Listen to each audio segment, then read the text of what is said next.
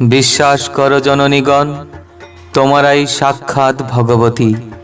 মাটির প্রতিমা গড়ে ঘরে ঘরে যে লোকেরা ভগবতী পূজার অভিনয় করে, সে শুধু তোমাদের ভিতরে তোমরা জেগে ওঠো নাই বলে।